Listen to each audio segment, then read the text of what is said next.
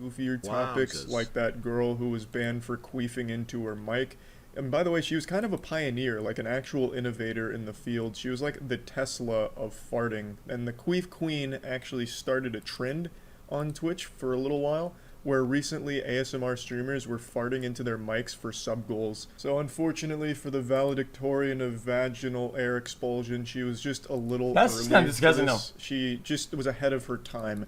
Had she been queefing during this meta, she could have probably popped off on subs, but she got there too soon. Also, those streamers that were farting into their mics also got temp bans for it, so the result was the same, but she wasn't able to squeeze as much juice from it as they were able to. Guys, I think a fart isn't the same, dude. But anyway, this is not one of those goofier topics. Today we're talking about something actually serious, like genuinely awful. Yesterday I received quite a few emails and mentions on Twitter letting me know about a I don't fart for subs, okay? I lose subs when I do it. Shut the fuck up. Let me watch the video already, man. Who was allegedly exposed for grooming underage girls and being a predator, shit like that. And for some reason, the guy that was accused of all of these things mentioned me. In this video on his channel, it says, hopefully Charlie will make a video on this and help prove my innocence. He's a homie.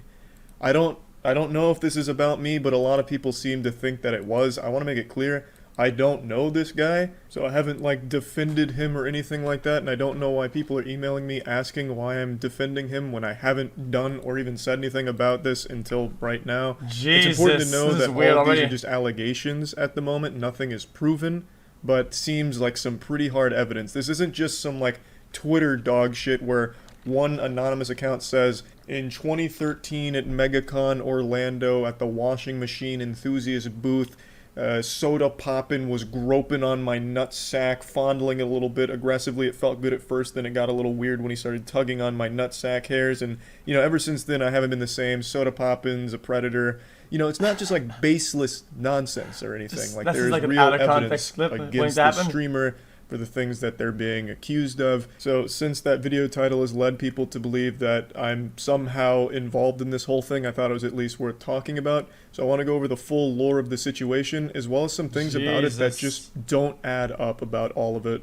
So this all started with a thread on Livestream Fails, LSF, also known as the home to xQc's clips. If you miss an xQc stream, you can just check Livestream Fails and see every single moment of it posted there on the front page of it. Of course, I'm only kidding. There's Ms. Kiff clips as well.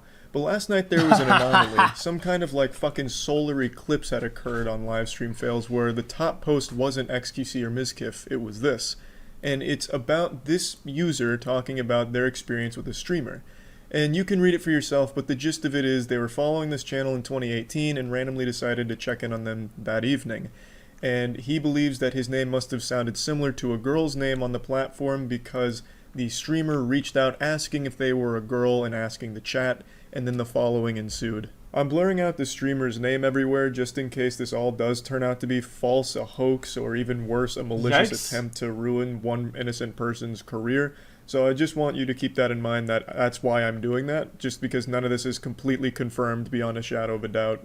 He reached out using Twitch Whispers, which is akin to using AOL Instant Messenger to get in contact with somebody. Yeah, No one has used Twitch Whispers in years. This was probably the first time this was even activated since Twitch launched.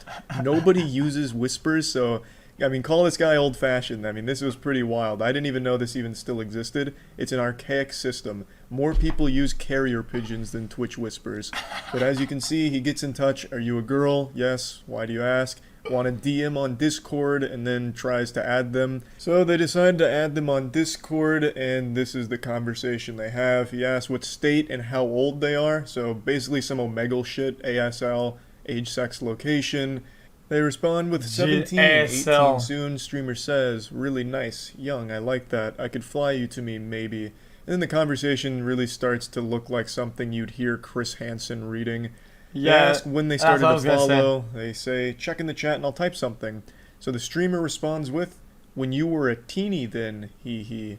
I actually haven't heard or seen the word teenie since I was a fucking teenie, 11 or 12 years old. So that was quite a blast from the past. And then this is where it gets very fucking weird. The streamer says, "Let me show you a little vid. Are you home?" And you can probably already guess the video that they send.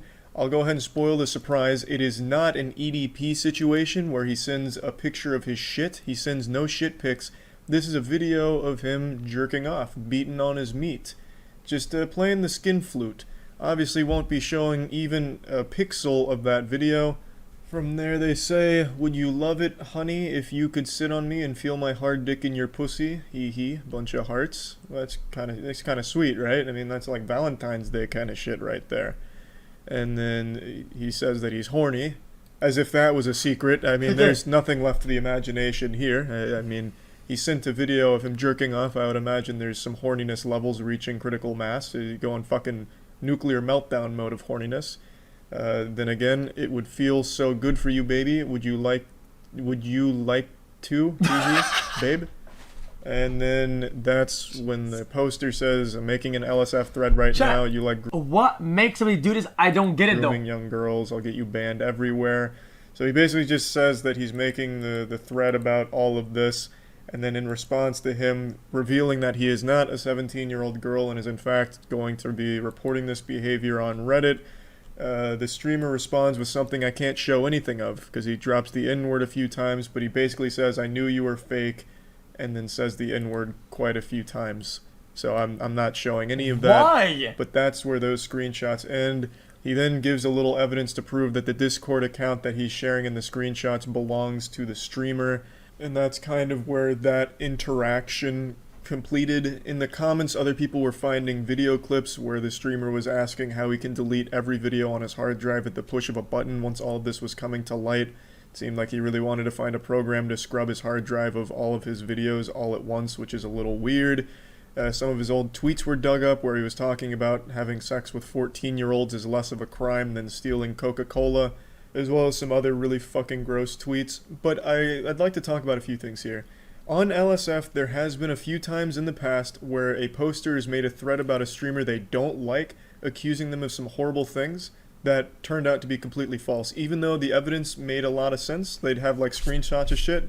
What they didn't show was what actually transpired, being like extremely manipulative, lying and stuff like that in order to get that kind of reaction and make that kind of narrative on LSF in order to just farm karma points or hurt the streamer. Yeah, even though what he says makes sense though, I think like a lot of times people say, "Oh, dude, guys, in the past we've seen like a lot of like weird people that like that has something really bad show up and oh there's context. Yeah, okay, fine, but then I feel like sometimes even in context like They don't like. I'm not saying that's normal people don't say really fucked up weird shit. Doesn't matter what the context is.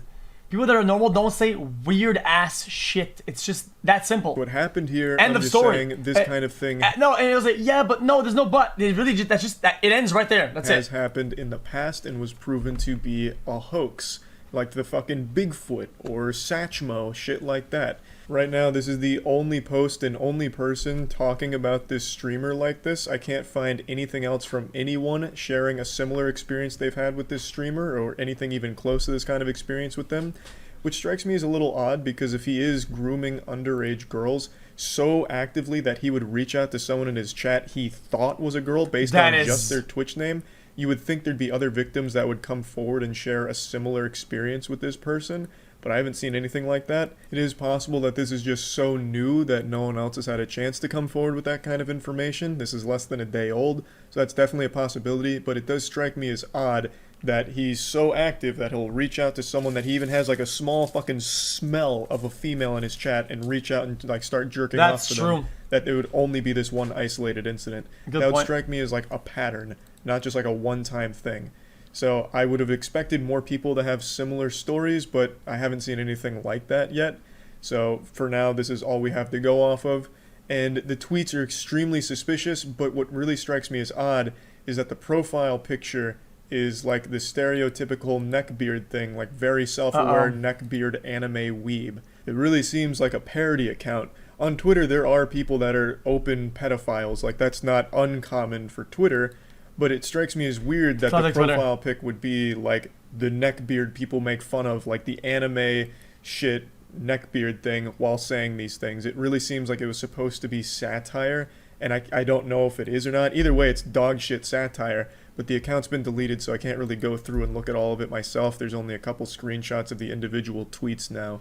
And from what I was reading from the active members in his community during all of this, he wanted to be on LSF. Apparently they were saying he always wanted to be the top post on LSF. So it almost seems like it could have even been manufactured to a certain degree, which would be the dumbest fucking way of going about that, to have you be labeled a pedophile by so many people in the Twitch community. I don't think does anything good for your streaming career, if that really is what was going on here. So I don't know if I really believe that, but there are some things in this that just don't make sense to me. The Discord having no profile pic, immediately sharing his Discord and then going 0 to 100. Hey, where do you live? Do you want to see me put my finger in my urethra? Just fucking tugging on his meat real hard after like 4 text messages back and forth. That was an eye-opener. Like, it all just seems really fishy to me. And his chat going on about how you fell for Malord's schemes. They kept saying, like, Malord, treating him like he was some kind of supervillain mastermind and we were just pawns in his game. Like, this is exactly what he wanted, which wouldn't make... Okay, that was fucking weird. Yeah, Jesus Christ, that was a ride and a half. Okay, dude.